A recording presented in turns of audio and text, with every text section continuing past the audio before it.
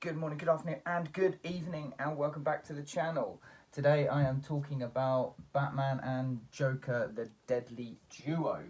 So, this is one of the more recent ones in recent books in the Black Label printing, written by Mark Silvestri. I'm sure I've come across this name, and I completely forgot to look up how I know that person. But I will say, as you all know, I have been picking up any Black Label prints just because I love the idea of the more mature side of DC to see what they can do with these characters. And again, it's the same old thing that I do keep saying over and over again, but I do want to reiterate this. When it comes to a Black Label print, you are paying slightly more money for a sort of premium product. So the first thing I noticed is that it is on sort of like a thicker card, which I really do appreciate. That in itself, I just kind of think this is clearly something that's a bit higher quality than your average book. So I really, really did like that because I love it when it's really presented quite nicely. The next thing I will say is I'm only going to show like maybe the first page, but that artwork on Harley Quinn is absolutely stunning. It is so good, and the consistency is throughout the entire book. So that is something that I have to say a big, like, well done. Just it's incredible. To again, it's Mark Silvestri, and it comes down to, again, it's something else where if you have a writer and artist, you know, the same person doing everything, it's so hard to do everything and do it really, really well. So the fact that he's been able to do this is just absolutely insane.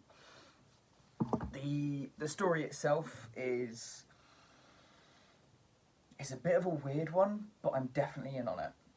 So there's been at least one murder that we know of. Batman sort of finally sort of gets to the scene and he realizes that a head has been taken. This is someone who was a sharpshooter but got off a couple of shots, and he quickly sees that, you know, from the shots that were gotten off, it was a headshot. He realised there was green hair and white skin. So automatically he thinks, not too sure if this is the Joker, because the Joker would be put down by a headshot. And so there is something different about the thing or things that are the sort of haunting Gotham at the moment. And that's what's causing Batman and the Joker to come together to work together towards this. I believe the first issue is actually called like The Enemy of My Enemy or something. So that really does kind of play well into it. The one thing that did bother me slightly, I need to remember where it was, I think it's like page 3 or something.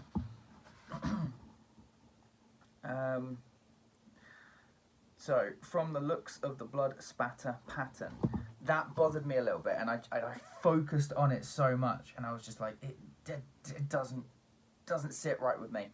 For me, any kind of blood along the walls is a blood pattern analysis.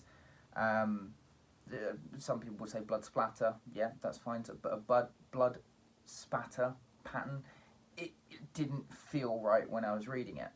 Yeah, like I said, I would much prefer the blood pattern analysis, because that is what it's mostly referred to. But other than that, the writing is really, really strong.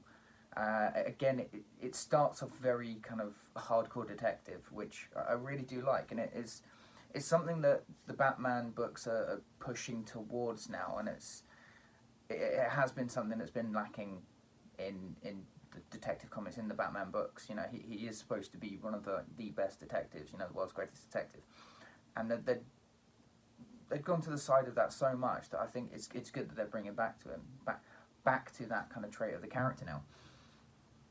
And although it does develop sort of later on into a more of an action book. Now I do have the second issue, and I will get around to reading that because I thought this was very, very good. And the fact that it's got me kind of excited about Batman books again. Like I have on my desk Batman Red Hood, Batman White Knight Presents Red Hood and Beyond the White Knight on my desk ready to read, and I look at them and just think, I do want to read them. I do, finding the time, and I'm just so tired at the moment. But picking up a new number one, I was like, you know what? I'm just going to give it a go. I'll give it a quick look over, and I couldn't put it down. It was really good. Loved the artwork. The script was phenomenal. Other than that one very small forensic issue for me, but it is a very, very, very well drawn and well scripted book. So I actually cannot recommend this one enough. I don't know too much about the Batman stuff that's out there at the moment because I have lost a lot of interest. But if anything is going to pull me back in, it is definitely going to be this one. So if you guys have read it or heard about it, let me know what you guys think about it down in the comments below. Don't forget to like, share and subscribe because it really does help me out. And I'll see you all in the next video.